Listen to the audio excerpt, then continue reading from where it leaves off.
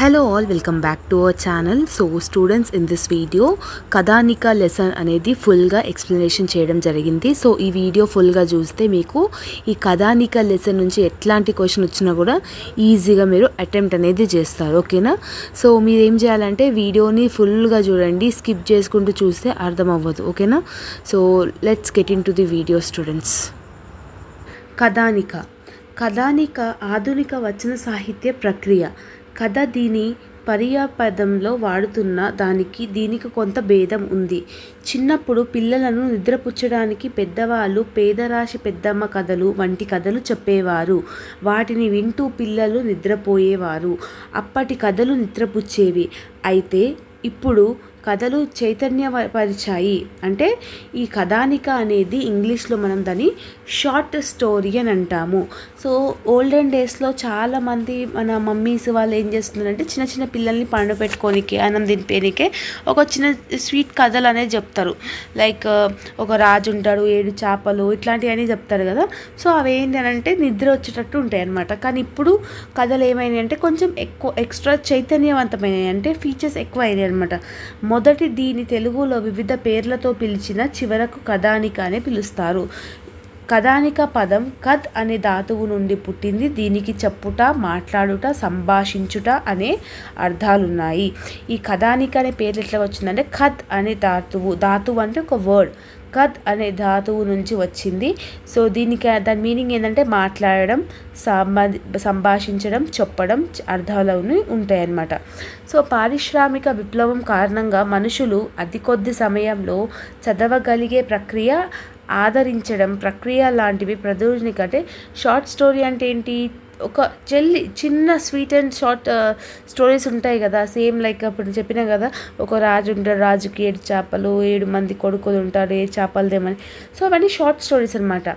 దీన్ని ఇంగ్లీష్లో ఏమంటాము? ఇంగ్లీష్లో నిర్వచనం ఏంటంటే short story is a literacy form, a prose fiction in which mood, characters, plot and settings are perfectly harmonised అని ఎడ్గర్ ఎల్ పో నిర్వహించారు. సో ఇది మీరు నేర్చుకుంటే రాస్తే రాయండి, లేకపోతే అంత ఇంపార్టెంట్ ఏం కాదు.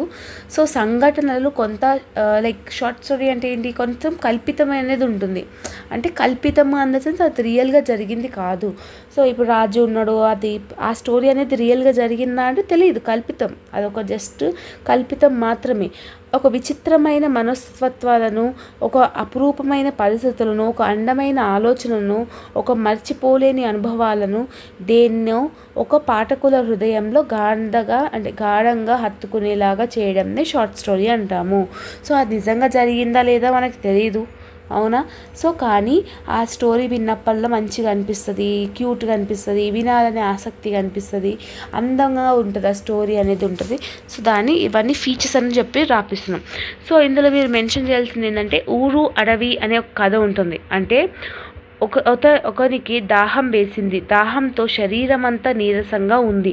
అసలే ఎండాకాలం. ఊళ్ళోకి పోయే దాహం అని ఒక ఇంటి ముందు నిలబడి అడిగారు. వారు మంచినీరు ఇవ్వకుండా నీవు ఎవరు అని అడిగారు. ఏ ఇంటికి వెళ్ళినా మీరు ఎవరు అని అడుగుతున్నారు, కానీ దాహం అంటే మాత్రం వాటర్ అనేది ఎవరు ఇస్తారు.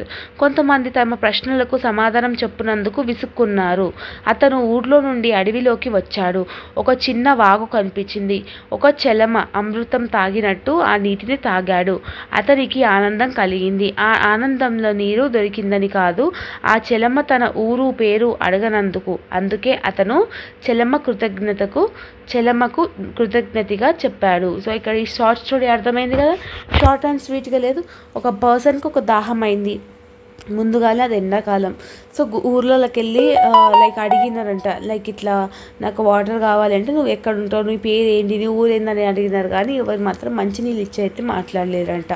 అదే ఒక అడవిలోకి వెళ్ళినాక సో అట్లా స్టోరీ అనేది ఉంటుంది. సో మీరు ఎగ్జామ్లో కూడా ఇట్లాంటి స్టోరీస్ అనేది కంపల్సరీగా ఏదో చిన్నగా రాయండి. సో కథానిక యొక్క లక్షణాలు ఏమంటే క్లుప్తత ఉండాలి. క్లుప్తత అంటే ఏంటంటే లైక్ దాన్ని నువ్వు ఏదైతే షార్ట్గా చెప్పినా కూడా దాన్ని ఈజీగా అండర్స్టాండ్ చేసుకునేటట్టు ఉండాలి. ఓకేనా? క్లుప్తంగా ఉండాలి. సో నీట్గా అర్థమయ్యేటట్టు ఉండాలి. నెక్స్ట్ అనుభూతి ఐక్యత.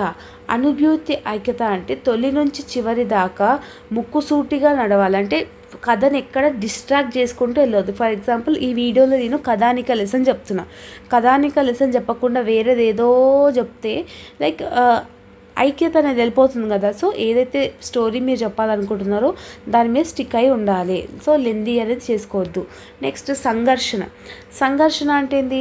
సమకాలీన సమాజాలను సంఘర్షణగా నిలగై ఉంటాయి. వీటిలో కథలు ప్రతి పుట్టుక వ్యవహారాల్లో అంటే ఈ సంఘర్షణ అనేది అంటే కొన్నిసార్లు ఈ ఊరు అడవి కథలు ఏదైతే ఉందో ప్రశ్న వేస్తూ కథాని సంఘర్షణలు నడిపాయి. అంటే ప్రశ్నలు వేస్తున్నాడు మొదలు, నీవు ఎవరు, నీవు ఎక్కడుంటారు అని ఊర్లో వారు అడిగారు అని ఇట్లా అంటున్నాడు కదా.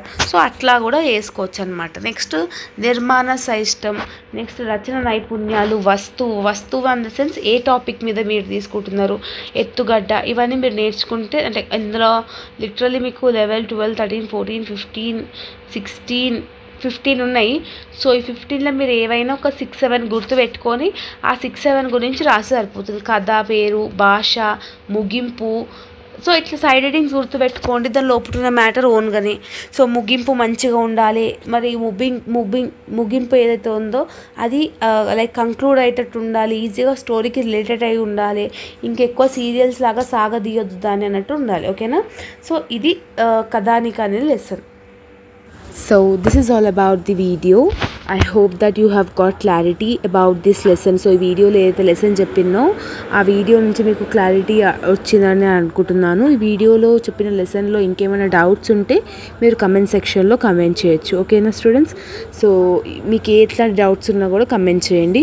So this is all about the video. If you like this video then do like, share, comment and subscribe to our channel and share with all your friends and groups. Okay, నేను in డీటెయిల్గా డెప్త్గా ఏం చెప్పట్లేదు, just మనం నార్మల్గా ఎలా అయితే చదువుకుంటామో ఎలా చదువుకుంటే మీకు ఈజీగా గుర్తుంటుంది అనే ఒక విధంతో చెప్తున్నాను. అంటే నార్మల్గా కాన్వర్జేషన్ ఎలా ఉంటుంది మన ఫ్రెండ్స్తోని అట్లా అనేది చెప్తున్నాను.